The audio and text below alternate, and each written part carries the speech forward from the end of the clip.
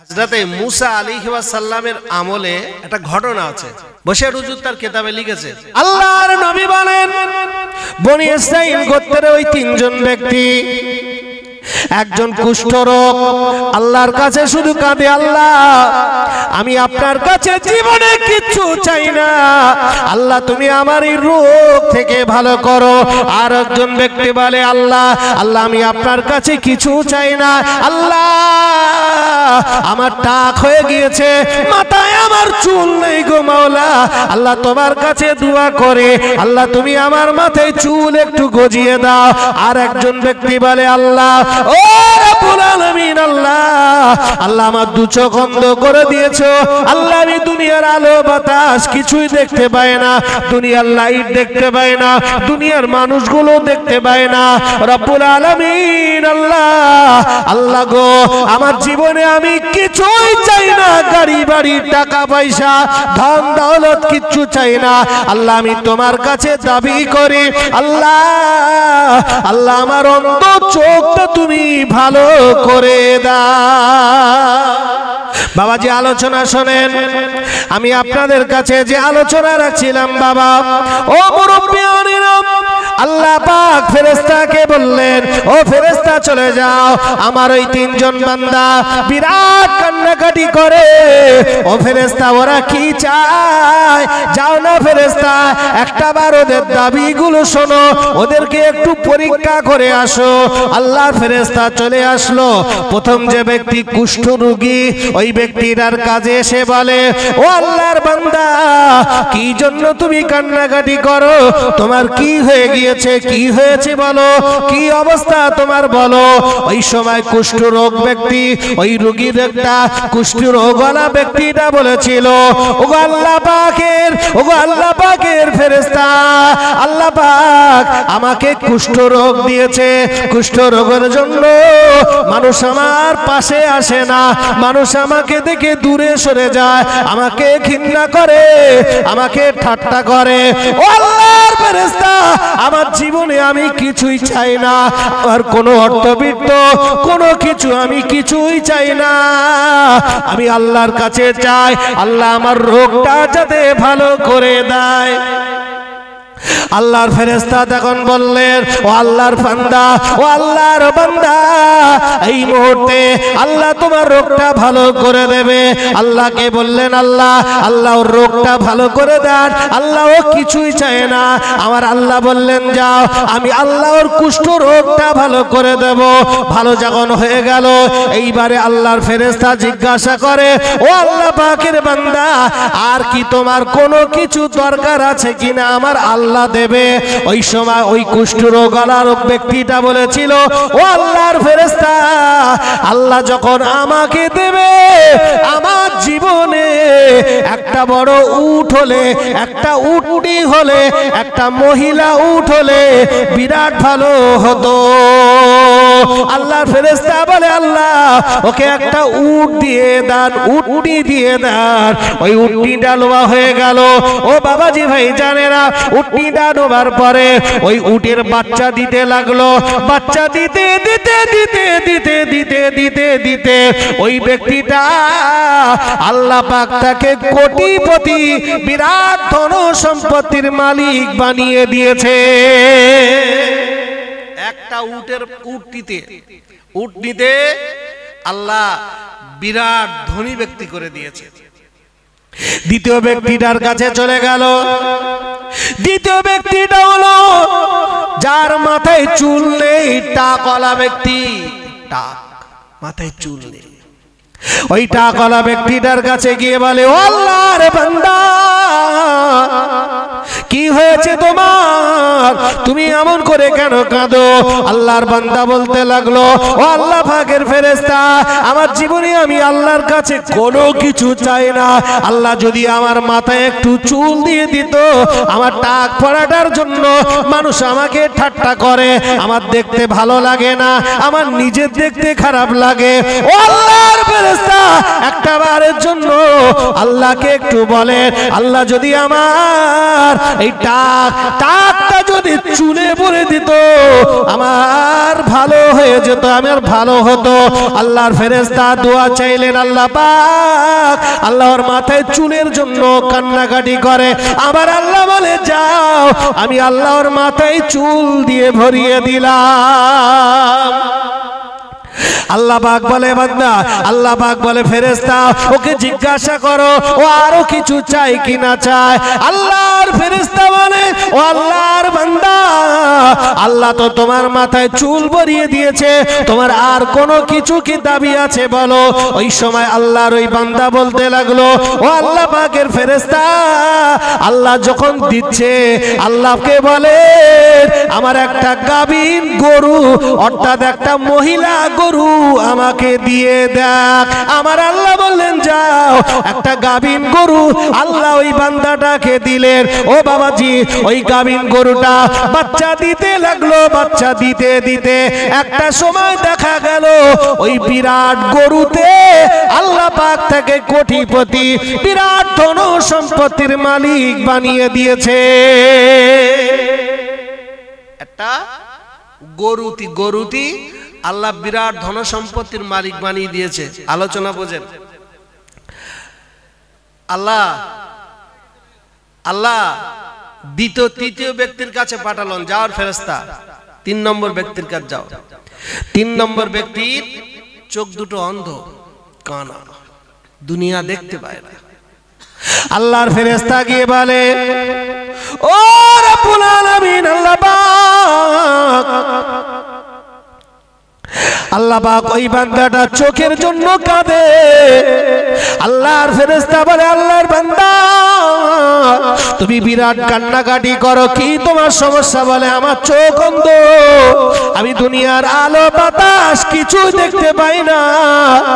আল্লাহকে একটু বলেন, আল্লাহ যদি আমার দুটো চোখ দান করে দিত, আমার চোখ দুটো যদি ভালো করে দিত, আমি আল্লাহর কাছে কিচ্ছু চাই না, কোনো কিছু চাই না, কোনো কিছু আমার দাবি নাই।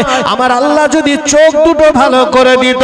আল্লাহর ফেরেশতা আল্লাহর কাছে দোয়া চাইলেন, ও রব্বুল আলামিন, আল্লাহ আল্লাহ চোখ দুটো ভালো করে দাও, আল্লাহ চোখ দুটো ভালো করে দাও।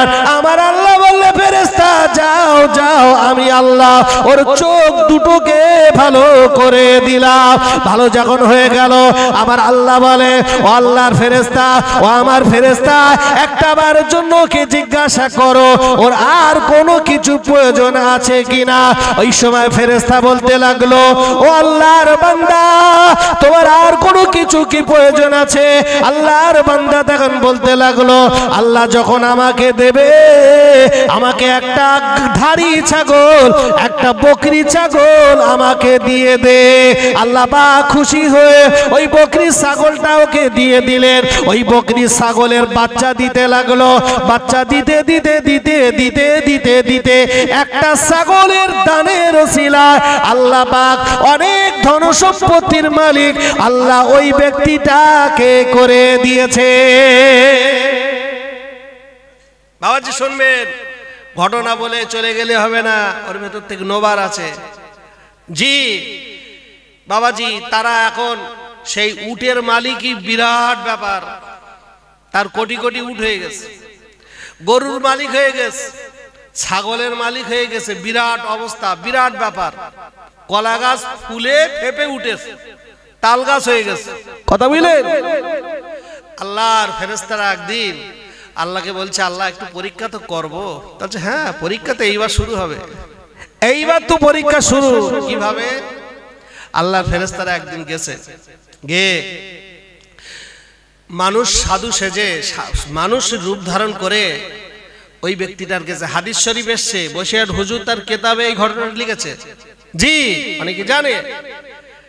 গিয়ে ওই যে কুষ্ঠরোগী তার কাছে গিয়ে বলছে, ভাই ও ভাই, আমি একজন সফর ব্যক্তি, সফরে এসছি, তা আমার টাকা পয়সার একটু অসুবিধা হয়ে গেছে, আমি খুব মুসিবতে আছি, তা তুমি তোমার এই একটা ছাগল আমাকে দেওয়া, এই একটা উট আমাকে দেওয়া, একটা উট যদি তুমি আমাকে দাও, তো ওইটা নিলে আমি একটু বেচা বিক্রি করে আমার সফরটা আসান হবে, আমার খুব সুবিধে হবে। আমি তো জানি তুমি তো কুষ্ঠরোগী ছিলে, আল্লাহ তোমার রোগ ভালো করে দিলে, আল্লাহ তোমার উট দিলে, হে আল্লাহ উটির ওসিলায় তোমাকে আল্লাহ এত বড় করেছে, তা আমি তো সেই আল্লাহর বান্দা, তা আমাকে একটা তুমি উট দাও না। ওই কুষ্ঠরোগী ওই ব্যক্তিটা তখন ডাইরেক্ট বলতে লাগলো, এ না নেমো খারাপ, আমার কর্মের জন্য আমার নিজের ক্রেডিট, আমি নিজের কর্মে আমার নিজের কর্মের জন্য আজকের আমি এত ধন সম্পত্তির মালিক হয়ে গিয়েছি। আমি আল্লাহ আমার রোগ ভালো করে দেয়নি, আমার নিজের কর্মে আমার নিজের জন্য আমি এত বড় হয়েছি, নিজের জন্য গাড়ি বাড়ি করেছি, নিজের কেরামতিতে, নিজের কর্মফলে, নিজের ব্যবহারে, নিজের পায়ে খাড়া হয়ে। ও বাবাজি ভাইজান, আল্লাহর ফেরেশতারা শুনে অবাক হয়ে গেল। ও আল্লাহর বান্দা, অমন কথা বলবেন না, আপনি কুষ্ঠরোগী ছিলেন, আপনার ধারে পারে ঘেঁষার ক্ষমতা ছিল না, লোকে আপনাকে দেখে ঠাট্টা করত, আপনি কিভাবে এমন হলেন? ও আল্লাহ তো আপনাকে দিয়েছে, আল্লাহর ফেরেশতা তো আপনাকে দিয়েছে। ওর বারে বারে অস্বীকার করে, বারে বারে অস্বীকার করে। বাবাজির টাকা হলে দেখবেন কিছু মানুষের কথা পুরো চেঞ্জ হয়ে যায়, ঘুরে যায়, চায় না, যায় না, কথা বলো, পুরো চেঞ্জ। ও যদি উত্তর মুখ থাকে ও কোনোদিন বলবে না, বলে পূর্ব মুখে ছিল, টাকার করো, টাকার করো। ও নওজওয়ানেরা, তরুণেরা, আল্লাহর ফেরেশতা তখন বলতে লাগলো, ওরে আহম্মক, আমি কে তুমি জানো? আচ্ছা, কে আপনি? বলছে আমি হলাম সেই ফেরেশতা, যে ফেরেশতা তোকে নিজে হাতে একটা উট দান করেছিল।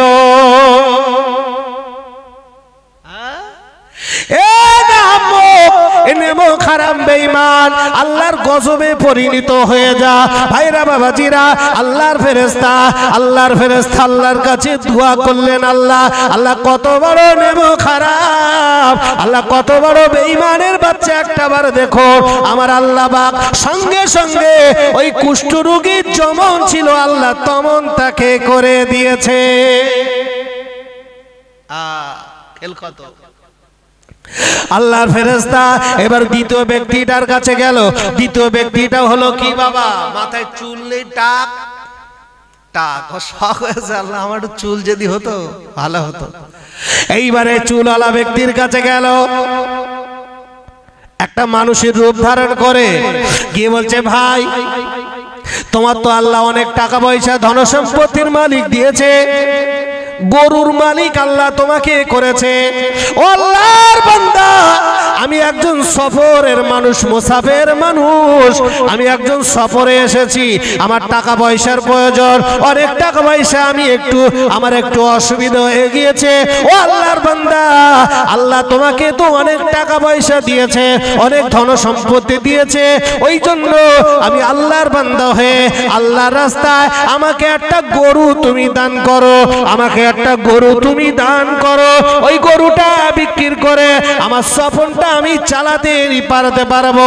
ওই সময় ওই টাকাওয়ালা ব্যক্তিটা, চুলওয়ালা ব্যক্তিটা বলেছিল, ও আল্লাহর বান্দা, কি বলতে চাচ্ছ? আমার কোনো গরু আমি দিতে পারবো না, গরু আমি তোমাকে দিতে পারবো না। এই গরু তো আমার কর্মের আমি ফল, আমি নিজে কষ্ট করেছি, নিজে মেহনত করেছি, নিজের কর্মে আজকে আমি এত বড় হয়েছি, আমাকে কেউ গরু দেয়নি। ওই ফেরেশতা বলতে লাগলো, মিথ্যাবাদী রে, মিথ্যা কথা বলো না, তুমি টাকওয়ালা ছিলে, চুল ছিল না তোমার মাথায়, আল্লাহর কাছে তুমি কাঁদতে, আল্লাহ তোমার চুল দিল, সঙ্গে একটা গরু দিল, সব ভুলে গেলে। বলে পালা পালা রে পালা, কে আমাকে গরু দিয়েছে? না, কেউ আমাকে গরু দেয়নি, আমার নিজের কর্মে আমি নিজের পায়ে নিজে খাড়া হয়ে আজকের আমি এত টাকার মালিক হয়েছি। দেখবেন টাকা পয়সা হলে বেশি দিনের কথায় না, বেশি দিনের কথা না, 10-15 বছর 20 বছর আগে তার বাপ মা ভিক্ষে করে খেত, তার বাপ মা চপ বিক্রি করে খেত, তার বাপ মা পরের বাড়ি মেনদারি করে খেত।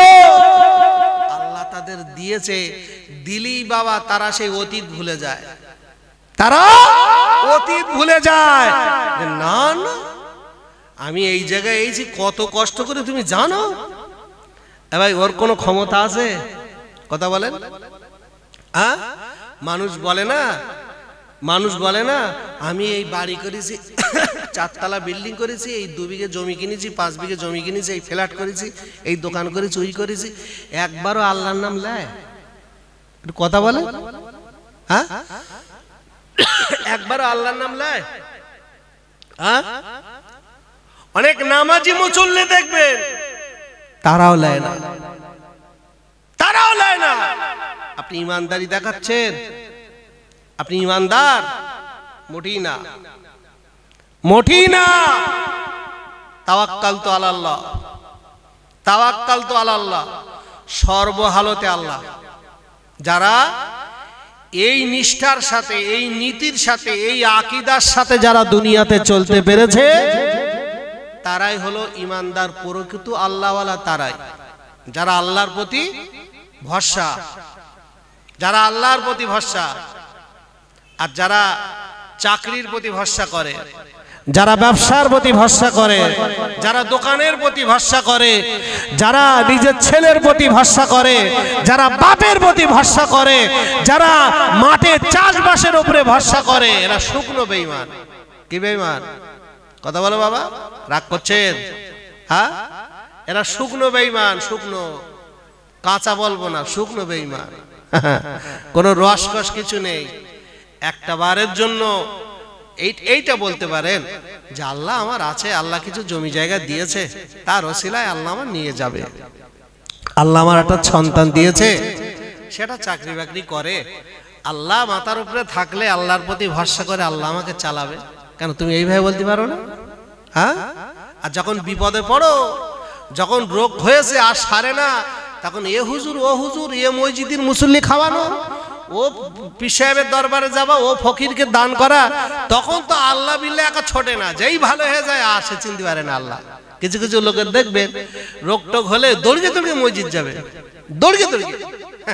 করোনার সময় দেখেছেন? করোনার সময়, হ্যাঁ, করোনা, এখন করোনার সময় তো মসজিদে নামাজ পড়া নিষেধ, সোশ্যাল ডিস্টেন্স বজায় রাখতে হবে। আর সেই সময় রমজান মাস, ভালো করে বুঝবেন। তা থানা থেকে অর্ডার করেছে, আমি এক জায়গায় ইমামতি করতাম, কথা বুঝলেন? থানা থেকে অর্ডার করেছে, হুজুর আপনি আপনার মসজিদের মুসল্লি কতজন, আপনি একটা হিসেব করেন, কতজন মুসল্লি নামাজ পড়তে আসে। তা আমরা কমিটির সেক্রেটারি, মসজিদ যারা কর্তৃপক্ষ আছে আর আমি সবাই মিলে একটা কমিটি করা হলো যে টোটাল 50 জন আমাদের মসজিদে নামাজ পড়তে আসে। টোটাল কিরম? জোহরে যারা আসে তারা আবার আসরে আসে না, আবার আসরে যারা আসে 2-1 জন মাগরিবে আসে না, আবার তারা আবার এশায় আসে, অনেকে আবার ফজরে যারা আসে তারা আবার অন্য ওয়াক্তে আসে না। এই টোটাল মুসল্লি কতজন? কথা বলে 50 জন। থানার প্রশাসন বলছে, হুজুর ওই 50 জনটাকে আপনি 5টা ভাগ করেন। কি বলছে? আমরা নামাজ পড়ি কত? 5 ওয়াক্ত নামাজ। তা 50টাকে 5 দিয়ে ভাগ করলে কজন হয়? 10 জন করে। তা বলছে হুজুর ওই আপনি গ্রামে লিস্ট করেন যে যারা জোহরে আসতে পারবে তারা আর আসরে পারবে না। সুন্দর প্রস্তাব। যারা আসরে আসবে তারা আর মাগরিবে আসতে পারবে না, মানে সারাদিনই 1 ওয়াক্ত নামাজ সে মসজিদে 10 জন করে লোক, 50টা 5 ওয়াক্ত নামাজ। তাহলে যদি আমি যদি জোহরে আসি তা সেই কালকে আবার জোহর, এইবার তখন লকডাউন, তখন মসজিদে একটু লোক বেড়েছিল না কমেছিল? কথা বলে বেড়েছিল না কমেছিল? এখন ভাই এই লিস্ট যখন করা হয়েছে, করা হয়ে যা মুসল্লি যারা আছে তাদের বাড়ি বাড়ি সব বলা হলো, গ্রামবাসী সবার কাছে প্রচার হয়ে গেল যে এই কন্ডিশন হয়েছে। তা ভালো, মুসল্লি যারা তাদের কোনো আপত্তি নেই, তারা মেনে নিয়েছে। এখন বাপ যে ব্যক্তি সারা জীবনে নামাজ পড়ে না, কথা বললেন, রাস্তাতে যাচ্ছি সকালবেলা রাস্তা গ্রাম দিয়ে যাচ্ছি, হুজুর হুজুর শোনো শোনো শোনো। কি হলো? তা বলছে, হুজুর ওই লিস্টে আমার নামটা রাখতে পারোনি? বলে, তুমি যে লিস্ট করেছো ওই লিস্টে আমার নামটা রাখতে পারোনি? বাপ, জীবনে ও 2 দিন ছাড়া নামাজ পড়ে না, ও আর নামাজ পড়ে না।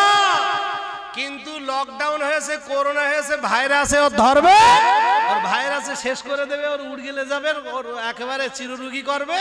ওই জন্য বলছে, হুজুর তা এক ওয়াক্ত তো আমার ঢুকতে পারতে, আমার নামটা তো ঢুকতে পারতে। বাবাজি, কিছু কিছু মাল দেখবেন এরা বিপদে আসলে কি করে আল্লাহ বিল্লাহ করে। হ্যাঁ, আল্লাহ ওই সমস্ত বান্দাদের জন্য লানত দেয়। আপনি ভেবেছেন ধর্ম আপনার মতন করবেন? আপনার মতন ধর্ম করলে হবে না, আল্লাহ লানত পড়বে তাদের প্রতি। এরা সুবিধেবাদ জিন্দাবাদ, এরা সুবিধেবাদী মানুষ। কখনো এদের প্রতি আল্লাহর প্রতি আল্লাহ এদেরকে ক্ষমা সুন্দর নজরে দেখবে না, আল্লাহর দয়া করুণা এরা পাবে না। এরা আল্লাহর সাথে গাদ্দারি করে, এরা আল্লাহর সাথে চিটিংবাজি করে, এক ধরনের এরা আল্লাহর সাথে চিটিংবাজি করে। ভাইরা, বাবাজিরা, মুরব্বিয়ানেরা, নওজোয়ানেরা, তরুণেরা, ও যুবকেরা, ও সোনা আব্বাজানেরা, ভুল আমাকে বুঝবেন না বাবা, গভীরভাবে আলোচনা বোঝেন। ওই সময় ওই টাকাওয়ালা ব্যক্তিটা কোনো মতেই যখন স্বীকার করে না, আল্লাহর ফেরেশতা ও তখন নিজেকে স্বীকার দিল, নিজেকে ধরা দিয়ে বলতে লাগলো, ও আল্লাহর বান্দা, তুমি কি আমাকে চিনতে পারোনি? আমি হলাম ওই ফেরেশতা, যে ফেরেশতা নিজে হাতে তোমাকে গরু দিয়েছিল। জোরে বলে। আর তুমি আমার সাথে মিথ্যে কথা বলছো। আল্লাহর কাছে বলছে, আল্লাহ তোমার বান্দার হাল দেখো, আল্লাহ হাল দেখো। এ পাল্টে গেল, টাকা পয়সা গদিতে শুয়ে বিরিয়ানি ভাত খেয়ে সে পান্তা ভাতের কথা ভুলে গে। হ্যাঁ, ভালো জামা কাপড় পরলে একটু বাউ বউ বানা লাগে, তো সে কবে হেঁটে বাজারে গিয়েছিলাম সে কথা ভুলে গেছে। কবে খাওয়া হতো না, কবে সেই ডাল পানি খেত, বেগুন ছানাতে ভাত খেত, সেসব কথা সব ভুলে গে। কথা বলে এখন বিরিয়ানি খাচ্ছে তো প্রত্যেক দিন। বলছে যে কথা যদি কথায় কটা দিন, ওসব কথা রাখ দিন দেখি। আমাদের ওসব কোনো ব্যাপার নেই, মানে বিরাট ব্যাপার, মানে ওদের বিরাট ব্যাপার। এই যারা অতীত ভুলে যায় এরা আল্লাহর গজবে পড়ে যাবে। আমার আল্লাহ পাক সঙ্গে সঙ্গে যেমনি কি তেমনি বানিয়ে দিল, যেমনি কি তেমনি। সবকিছু করার মালিক কে? আল্লাহ। পারে না? পারে না। আল্লাহ দিনকে রাত করতে পারে, রাতকে দিন করতে পারে, আমিরকে ফকির বানাতে পারে, ফকিরকে আমির বানাতে কে পারে? কে পারে? আল্লাহ পারে। এই বিশ্বাসটা রাখতে হবে। এই বিশ্বাসটা রাখার নামও ইমানদার। এই বিশ্বাসটা আপনার রাখতে হবে। জি। আর লাস্টে ওই যে অন্ধ চোখ ওর কাছে যখন গেল, তখন বলছে যে ভাই আমাকে একটা ছাগল দাও না, আমি খুব মুসিবতে। তো বলছি ছাগল তো অনেক আছে, নিয়ে যাও। একটা ছাগল নেবে, তা কি আছে, নিয়ে যাও।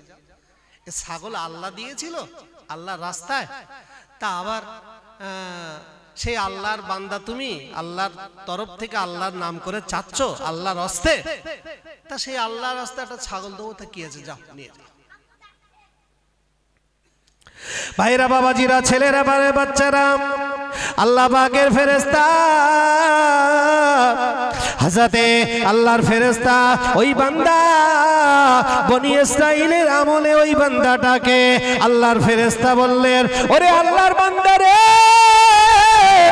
আমাকে তুমি চিনতে পারোনি, আমি অন্য কেউ না, আমি হলাম ওই ফেরেশতা, যে ফেরেশতা তোমাকে নিজে হাতে ছাগল দিয়েছিল।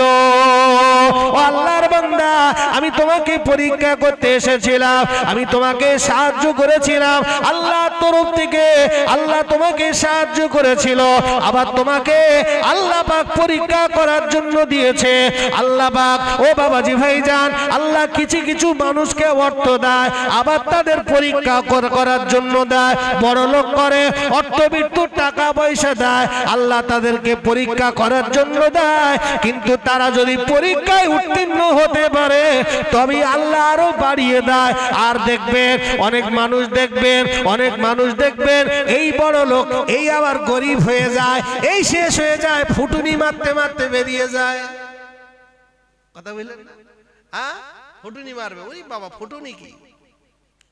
ভাইরা বাবাজিরা, ছেলেরা বাচ্চারা, আল্লাহর ফেরেশতা আল্লাহর কাছে দোয়া করতে বলতে লাগলো, আল্লাহ পাক, আল্লাহ পাক, আল্লাহ আপনার বান্দা, এই একটা বান্দা পেয়েছি। আমার আল্লাহ বলবে, ফেরেশতা রে, আমি আল্লাহ ওই বান্দাটাকে আমি আল্লাহ আরো বাড়িয়ে দেব। আমার আল্লাহ কোরআনে বলেছেন, লা ইন শাকারতুম লাযিদান্নাকুম ওয়া লা ইন কাফারতুম ইন্না আযাবি লাশাদীদ। যে ব্যক্তি আমি আল্লাহ আমার নিয়ামতের কদর করে, আমি আল্লাহ আরো নিয়ামত বাড়িয়ে দে। আল্লাহর ওয়াদা মতো আমার আল্লাহর নিয়ামত বাড়িয়ে দিলে, ও বাবাজি, নিয়ামত কেড়ে লোবার মালিক হলো আল্লাহ, বাড়িয়ে দেবার মালিক ও আল্লাহ, ফকির করার মালিক আল্লাহ, রাজা করার মালিক আল্লাহ। আমার আল্লাহ কোরআনে বলেছেন, ইন্নামা আমরুহু ইযা আরাদা শাইআন আইয়াকুলা লাহু কুন ফায়াকুন। দুনিয়ার মানুষের কোথাও যেতে সময় লাগে, কিছু বানাতে সময় লাগে, তৈরি করতে সময় লাগে, কোথাও যেতে সময় লাগে, কোথাও কিছু খেতে তৈরি লাগে। আমার আল্লাহ বলে, বান্দারে, আমি আল্লাহ আমার কোনো কিছু করতে সময় লাগে না, 1 সেকেন্ড ছাড়া 2 সেকেন্ড টাইম লাগে না। আমি আল্লাহ আমার জবান দিয়ে শুধু একটুখানি বলি, কোন সঙ্গে সঙ্গে হয়ে যায় ফায়াকুন। শুধু একটুখানি বলি, কোন সঙ্গে সঙ্গে হয়ে যায় ফায়াকুন। আমার কোনো কিছু করতে সময় লাগে না। ভাইরা বাবাজিরা, ছেলেরা বাচ্চারা, আমি আপনাদের কাছে যে আলোচনা করতে করতে এটা আবার ধরে দিলাম, আল্লাহ সব কিছু করতে পারে কি না পারে তার একটা বাস্তব দৃষ্টান্ত, বাস্তব একটা ঘটনা বলবো, আপনারা বুঝবেন। এই দুনিয়ার জমিনে আল্লাহ একজন মস্ত বড় বাদশা করেছিল। এই বাদশাটার নাম হলো বাদশা সাদ্দাত। আমার আল্লাহ পাক ফেরেশতা আজরাইলকে বলেছিল, আজরাইল রে, তুমি তো অনেক মানুষের জান কবজ করো, কোটি কোটি কোটি কোটি মানুষের জান কবজ করো। আরে আজরাইল, তোমার কি মায়া লাগে না? তোমার কি মনে করে দুঃখ লাগে না? বাপের সামনে সন্তানকে এতিম করে দাও। বাপ মারা গিয়েছে, সন্তানগুলো এতিম হয়ে যায়। স্ত্রীর সামনে স্বামীকে তুলে নাও, স্ত্রীর কোল থেকে স্বামীকে তুলে নাও, স্বামীকে বিধবা বানিয়ে দাও, আপনার কিনা অসহায় বানিয়ে দাও। ছেলেগুলো কাঁদে, মা কাঁদে, মায়ের কোল থেকে সন্তানকে তুলে নাও। আহারে, সন্তানের কোল থেকে মাকে তুলে নাও। মা মা মা মা করে কাঁদে, আব্বা আব্বা আব্বা করে কাঁদে। আজরাইল রে, তোমার মনে কি একটু দুঃখ লাগে না গো? তোমার মনে কি একটু কষ্ট লাগে না? আল্লাহর ফেরেশতা আজরাইল বললেন, আল্লাহ, ও রব্বুল আলামিন, আল্লাহ আমার জীবনে আল্লাহ দুজন ব্যক্তির জান কবজ করতে গিয়ে আল্লাহ আমার একটু মায়া লেগেছিল, আল্লাহ আমার একটু দুঃখ লেগেছিল। আমার আল্লাহ বলে, আজরাইল, আরে আজরাইল, কোন কোন ব্যক্তি, কোন দুটো ব্যক্তির জান কবজ করতে গিয়ে একটু মায়া লেগেছিল? বললে, আজরাইল, আমি আল্লাহ, আমি একটু শুনবো। ও বাবাজি, আল্লাহ জানে না, জানে না, আল্লাহ জানে না, জানে না। কেন আল্লাহ শুনতে চাচ্ছে? এই আমাদের কাছে এই মেসেজটা দেওয়ার জন্য, আমাদের কাছে এই মেসেজটা দেওয়ার জন্য।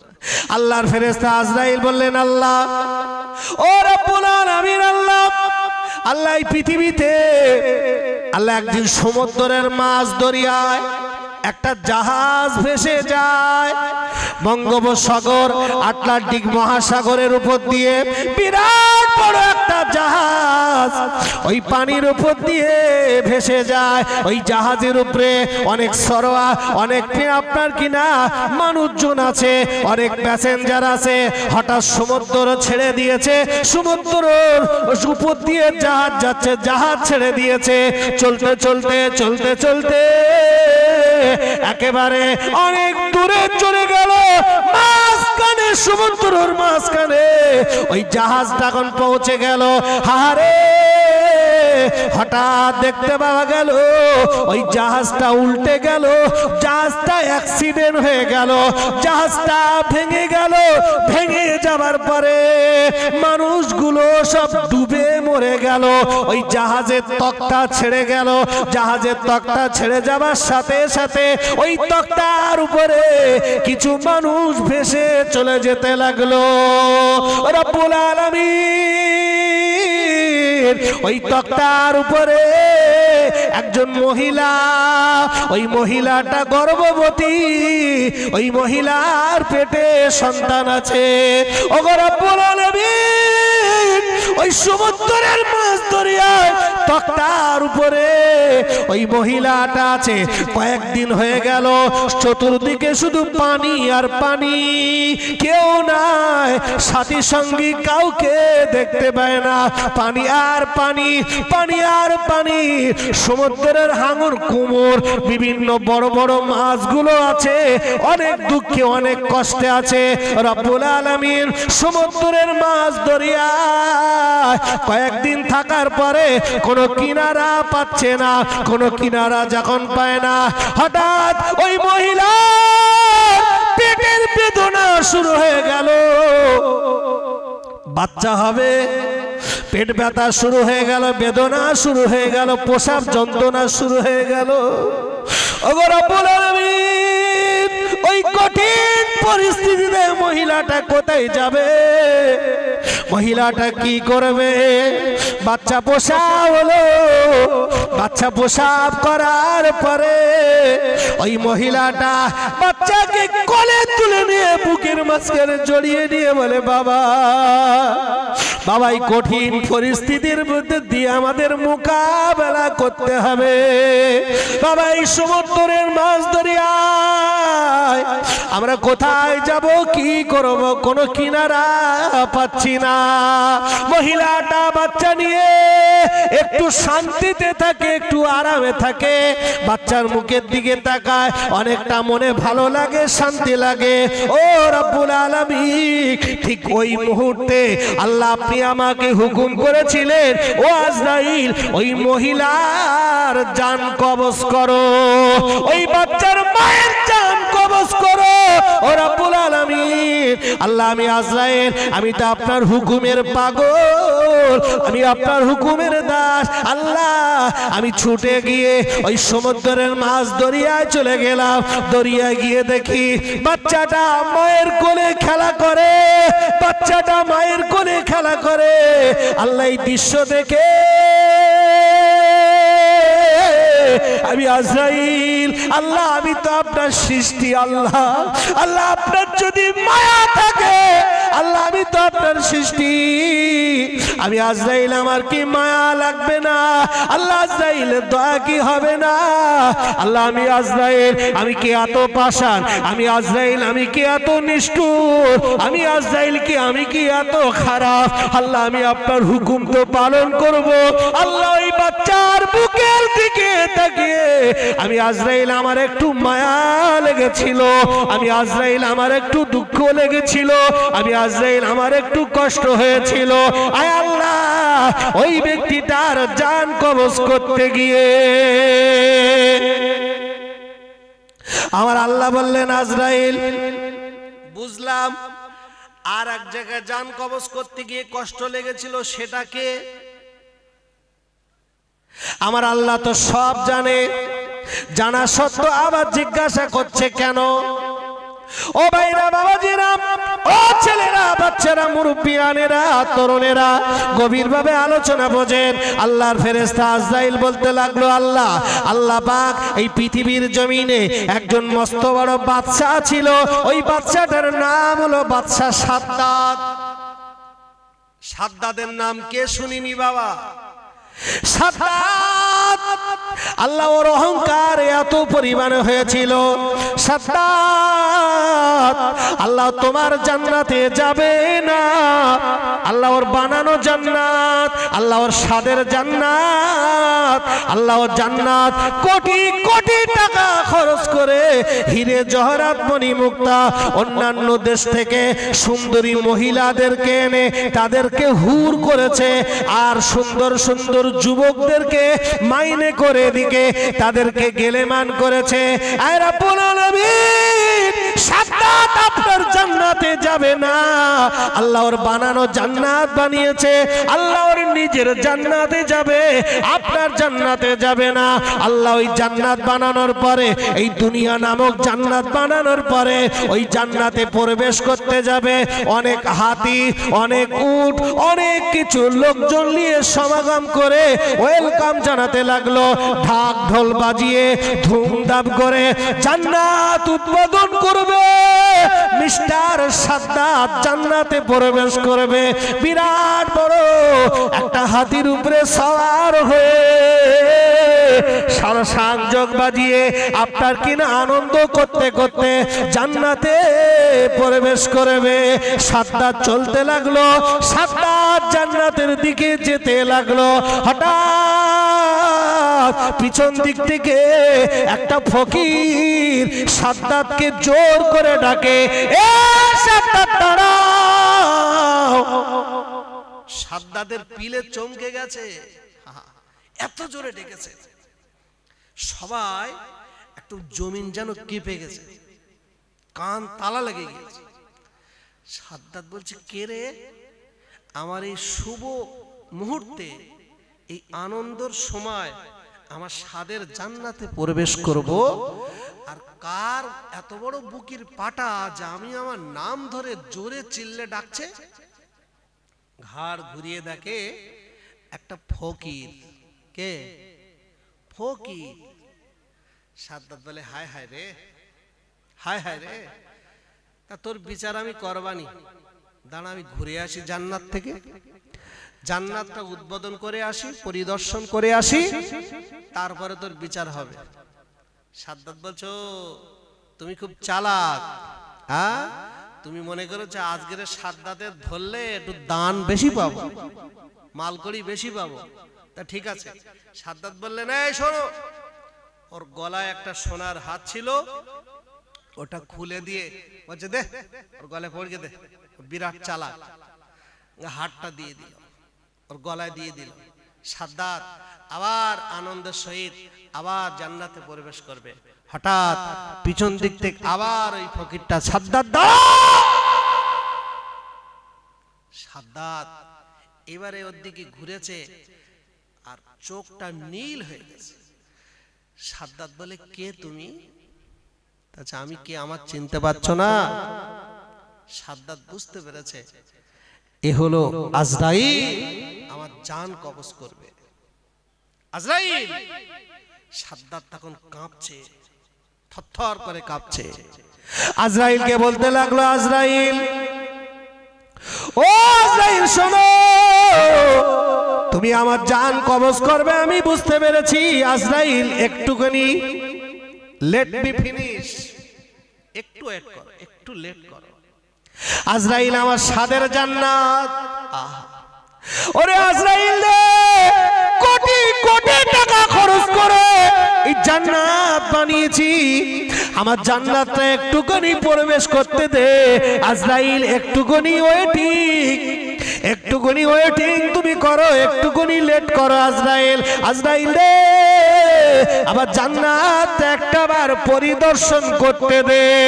আল্লাহর ফেরেশতা আজরাইল, আল্লাহর কোরআন শরীফে আমার আল্লাহ বলেছেন, ইজাজা আজালুহুম লা ইস্তাখিরুনা সাআতা ওয়া লা ইস্তাকদিমুন। বান্দার যখন যাবার সময় হয়ে যাবে, বান্দার যখন যাবার সময় হয়ে যাবে, তখন আর নতুন বিয়ে দেখবে না, বাসর ঘর দেখবে না, বিরানি পড়ে আছে তাও দেখবে না, পেশাব ফেরার টাইম দেবে না, পায়খানা ফেরার টাইম দেবে না, নামাজে একটা নামাজে রুকু গিয়েছে, রুকু থেকে উঠবে টাইম দেবে না, সেজদা গিয়েছে, সেজদা থেকে উঠবে টাইম দেবে না।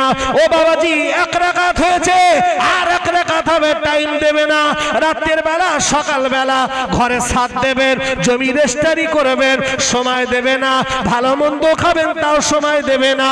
ও নওজওয়ানেরা, আমার আল্লাহ বলে বান্দারে, যাওয়ার যখন সময় হয়ে যাবে এক কদম এদিক আর ওদিক হবে না, এর মাঝখানেই তোমাকে যেতে হবে।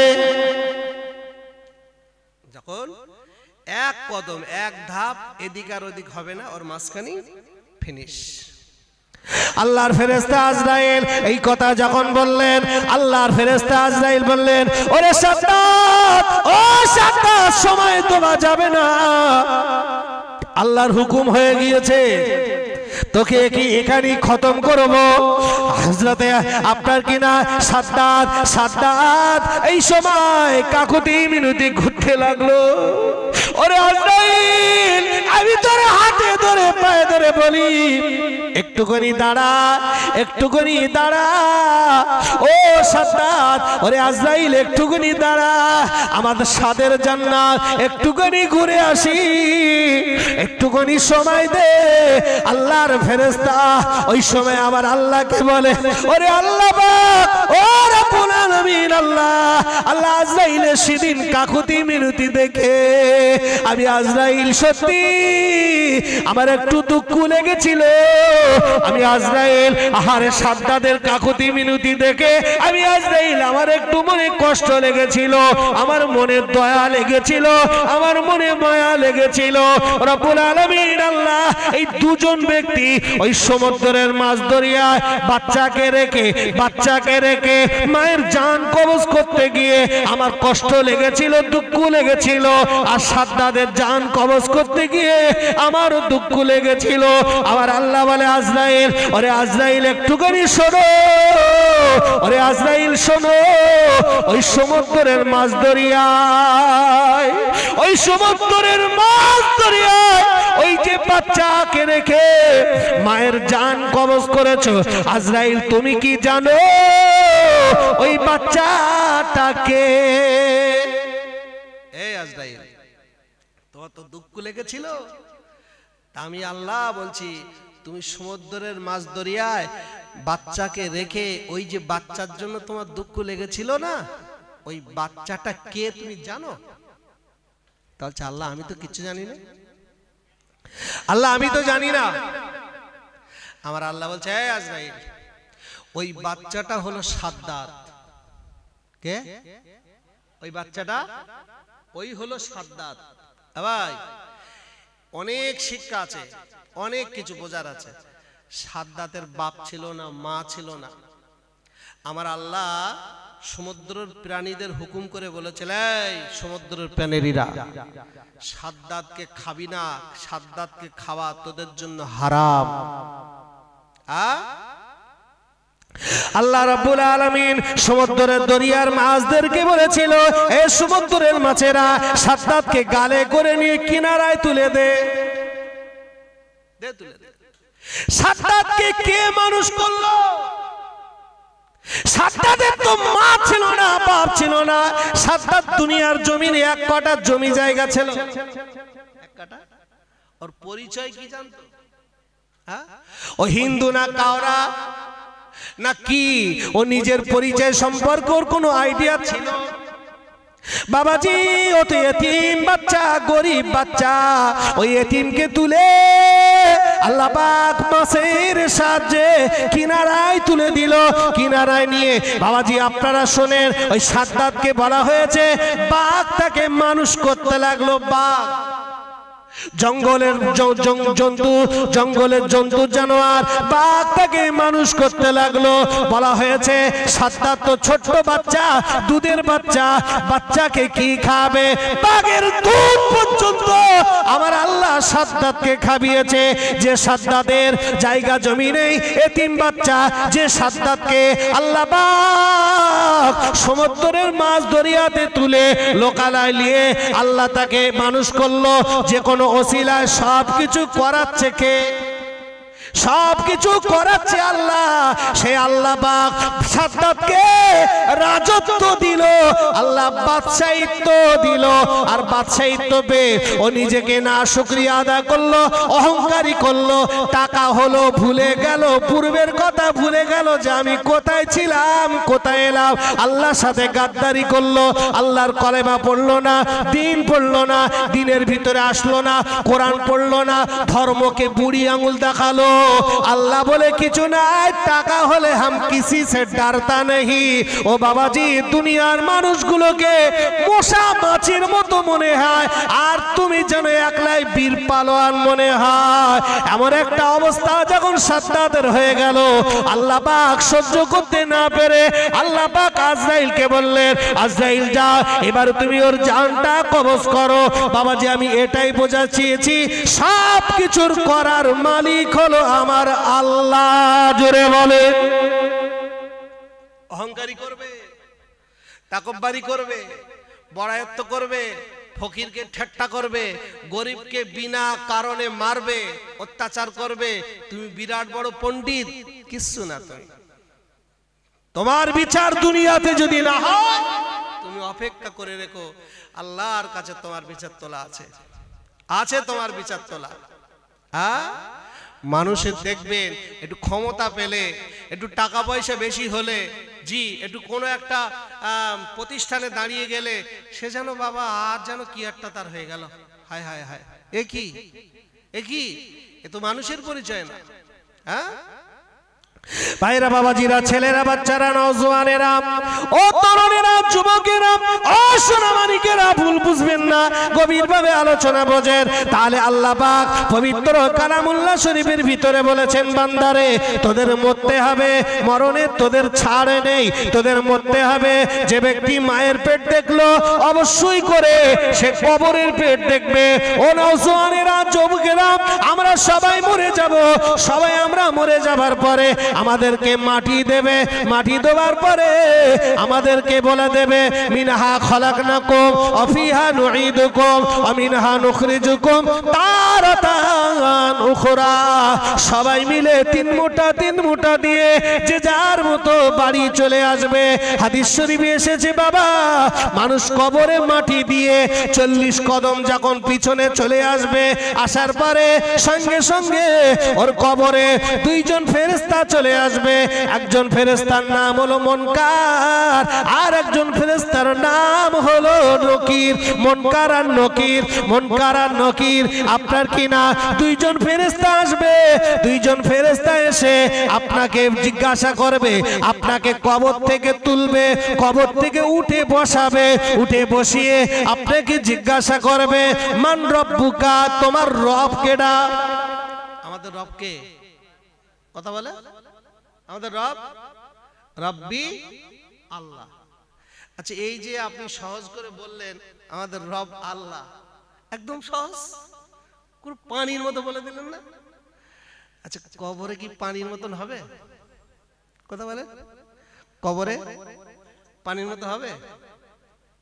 হ্যাঁ, কবরে পানির মতো হবে যদি দুনিয়াটা, আমার ওয়াজের মূল এটাই, সর্বহালতে আল্লাহ। সর্বহালতে কি? কথা বলে, সর্বহালতে আল্লাহ। খেলেও আল্লাহ, না খেলেও আল্লাহ। ঘুমালেও আল্লাহ, না ঘুমালেও আল্লাহ। মরে গেছি আল্লাহ, বেঁচে আছি আল্লাহ। বিরিয়ানি খেয়ে আলহামদুলিল্লাহ আল্লাহ। শুধু ভাত খেয়ে, নরমাল খেয়েও, কথা বলো, যারা চলতে ফিরতে উঠতে বসতে সর্বহালতে আল্লাহ, তাওয়াক্কাল তো আল্লাহ আল্লাহ। যারা বলবে, ও যখন মরে যাবে ফেরেশতারা জিজ্ঞেস করবে তোমার রব কেডা, ও তখন বলবে রব আল্লাহ, ও তো বাদবে। দুনিয়াতে যদি প্র্যাকটিক্যাল করে যায়, দুনিয়াতে যদি প্র্যাকটিক্যাল যদি একদম লেভেল ঠিক থাকে, সে যদি লেভেল ঠিক রেখে দেয়, তা ফেরেশতারা যখন জিজ্ঞেস করবে, ও তখন ঘুরে গিয়ে বলে, তোমার কি মাথা খারাপ হয়ে গেছে? রব আবার কেটে হবে? রব আমার আল্লাহ। জোরে বলেন না সুবহানাল্লাহ। আর যারা রব ওই বিভিন্ন কন্ডিশনে বাড়িয়েছে, অনেকে বলে আমার রব আমার অমুক নেতা, আমার খাওয়ায় কেটা অমুক, আমার পড়ায় কেটা অমুক, আমি বেঁচে আছি ওর ওসিলায়, এরকম বলে না? বলে না? কথা বলো। আমি বেঁচে আছি, মাথা তুলে বেঁচে আছি অমুকের ওসিলায়, আমি রোগ থেকে বেঁচে আছি অমুকের জন্য, মরণের হাত থেকে বেঁচে আছি অমুক বাঁচিয়েছে। এর মুখে বাস পড়ে না একবারও যে আল্লাহ বাঁচিয়েছে? রাগ করছেন? হ্যাঁ, এরকম বলার লোক আছে না নেই? কেন বলেন বাপ? এগুলো দুনিয়ার মোহ, কিচ্ছু না। জি, যারা যারা ওই সমস্ত ব্যক্তিদের আল্লাহ বিল্লাহ করেছে, ভরসা করেছে, তাওয়াক্কাল করেছে, আমার তাওয়াক্কাল অমুক তমুক, হ্যাঁ জি, এই লকডাউনের সময় ওই ওই ওই কি দিয়েছিল জানো? সরকার একটু চাল টাল বেশি দিয়েছিল রেশনে, কথা বলে, এখন আবার একটু কমিয়ে দিল। অনেক মুসলমানের বাচ্চা একদম হাউসফুল ভাবে বলে বেরিয়েছে, সরকার দুটো চাল দিল বলে খেয়ে পরে বেঁচে আছে। কথা বলো। ইস, তুমি কথাটা বললে, হ্যাঁ, তুমি একটাবার বললে না আল্লাহ বাঁচিয়েছে, বাঁচাবার মালিকে। যারা মরে গেছে তারা তাদের কি না খেয়ে তাদের চাল দেয়নি? যারা মরে গেছে তাদের কি সরকার চাল দেয়নি? তোমার দেশে তুই চালে তুমি বেঁচে আছো। এগুলো ইমানদার বলে না, এগুলো শুকনো বেঈমান বলে। জি, যারা এই লেভেল ঠিক রেখে দুনিয়া ছাড়তে পারবে, খোদার কসম, ওর কবরে নো চিন্তা। ওর কবরে ফেরেশতারা যখন বলবে এক কথা বলবে, রব্বি আল্লাহ, রব হলো আল্লাহ। তারপরে আপনাকে প্রশ্ন করব হবে, আমা মান দীনুকা, মান রব্বুকা, মান দীনুকা, তোমার দিন কোন ধর্মের মানুষ তুমি? তোমার দিন কোন, তোমার ধর্ম কি? আল্লাহ পাক পবিত্র কালামুল্লাহ শরীফের ভিতরে জানিয়ে দিয়েছেন, ইন্নাদ দীনা ইনদাল্লাহিল ইসলাম। পৃথিবীতে যত ধর্ম এসেছে সবকিছু সব থেকে সেরা ধর্ম, পছন্দনীয় ধর্ম হলো ইসলাম ধর্ম। আমার ধর্ম হলো ইসলাম। ও বাবাজি ভাইজানেরা, আপনি ইসলাম ধর্মের অবলম্বী, আপনি ইসলাম ধর্মকে মানেন। ও বাবাজি ভুল বুঝবেন না, ইসলাম আর মুসলমান দুটো কি এক? ইসলাম আর মুসলমান এই দুটো কি এক? একটু ভালো করে আমার ওয়াজ বোঝার চেষ্টা করতে হবে। দেখবেন, একটু বোঝেন। আমার সময় হয়ে গেছে, 10 মিনিট আছে, সময় হয়ে গেছে। শোনেন, আমি ছাড়বো, একটুকু না আপনাকে বোঝাই। একটা ফর্ম ফিল আপ যখন হয় পঞ্চায়েতে বা সরকারি যে কোনো এতে, দেখবেন ওই ফর্ম ফিল আপের একটা জায়গায় লেখা থাকে জাতি। জাতি, তুমি কোন জাত থাকে না? তুমি কোন জাতি? তা ওখানে সব লিখেছো, তোমার নাম সলিমউদ্দিন, গ্রামের নাম গোকনা, মোবাইল নাম্বার এত, মাসে ইনকাম এত, এই ব্যবসা করি, আমার 2টো ছেলে, একটা মেয়ে, আমার 2টো বাড়ি, আমার গাড়ি আছে, আমার পুকুর আছে, আমার এই আছে ওই আছে, সব লিখেছো, সব ঠিক আছে। তারিখ দেছো, ডেট দেছো, সই করেছো, সব ঠিক আছে। শুধু একটা জিনিস লিখুনি, তুমি কোন জাতি? তুমি কোন জাতি? আচ্ছা, আমরা কোন জাত? কথা বলো। আমরা মুসলমান জাতি। ওখানে লেখা আছে তুমি হিন্দু, তাহলে ওখানে হিন্দু লিখবে। তুমি কি শিয়া, তাহলে তুমি শিয়া লিখবে। তুমি কি খ্রিস্টান, তাহলে খ্রিস্টান লিখবা। তুমি কি ইহুদি, তাহলে ইহুদি লিখবা। তুমি কি বৌদ্ধ, বৌদ্ধ লিখবে।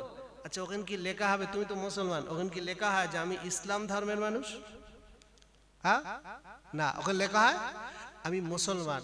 জি বাবাজি, মুসলমান শুধু একটা জাতের নাম, জাতের নাম।